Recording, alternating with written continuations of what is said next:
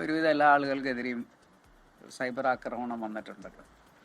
ഇപ്പോൾ വി.ഡി. സതീശനൊക്കെ കിട്ടിക്കൊണ്ടിരിക്കുന്ന ഇപ്പോൾ പുതിയ ഒരു പ്രയോഗം, അതേ നുണയൻ എന്ന് പറയുന്ന ഒരു പ്രയോഗമൊക്കെ എത്ര എത്ര ഒരു അപമാനിക്കലാണ് സൈബർ ഇടങ്ങളിൽ നടക്കുന്നത്. അതൊന്നും ഞാൻ ഗൗരവമായിട്ട് കാണുന്നില്ല. കാരണം സൈബർ ഇടങ്ങളിൽ ഉള്ളവർ പിന്നെ മുഖമില്ലാത്തവരാണ്. മുഖമില്ലാതെ സൈബർ ഇടങ്ങളിൽ ആക്രമിക്കുന്നു എന്ന് പറയുന്നത് തന്നെ ഒരു അതിലൊരു ഭീരുത്വമുണ്ട്. അതിന് പുറമെ അതിൽ ഒരു നൈതികതയുടെ പ്രശ്നമുണ്ട്. അതുകൊണ്ട് ഞാൻ അതിനൊന്നും ഗൗരവമായിട്ട് കണ്ടിട്ടില്ല. ഞാൻ എൻ്റെ രാഷ്ട്രീയ പ്രവർത്തനത്തെ സമൂഹം എങ്ങനെ വിലയിരുത്തുന്നു, എൻ്റെ പാർട്ടി എങ്ങനെ വിലയിരുത്തുന്നു എന്ന് മാത്രമേ ഞാൻ നോക്കിയിട്ടുള്ളൂ. ആ കാര്യത്തിൽ എന്നും പാർട്ടി വളരെ അനുകൂലമായിട്ടാണ്. എൻ്റെ പ്രവർത്തനങ്ങളൊന്നും സമൂഹം ഒരിക്കലും മോശമായിട്ട് പറഞ്ഞിട്ടില്ല ഇതുവരെ.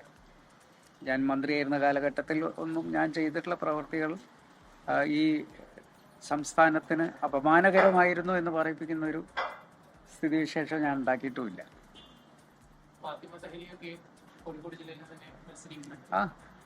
ഫാത്തിമ തഹലിയൊക്കെ പിന്നെ പുതിയ തലമുറയുടെ പ്രതിനിധിയാണ്. മാത്രമല്ല അവർ കോഴിക്കോട് സൗത്തിൻ്റെ ഭാഗമായിട്ടുള്ള കുറ്റിച്ചിറ ഡിവിഷൻ്റെ പ്രതിനിധി കൂടിയാണ്.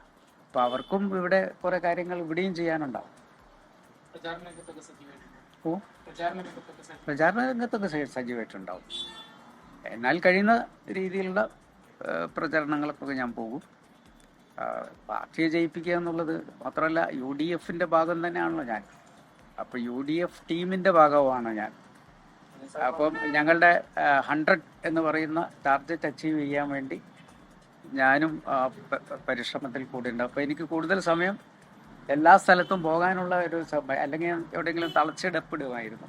അപ്പോൾ എനിക്ക് എല്ലാ മണ്ഡലങ്ങളിലും പോകാനുള്ള ഒരു സാവകാശം കൂടി കിട്ടിയിട്ടുണ്ട്.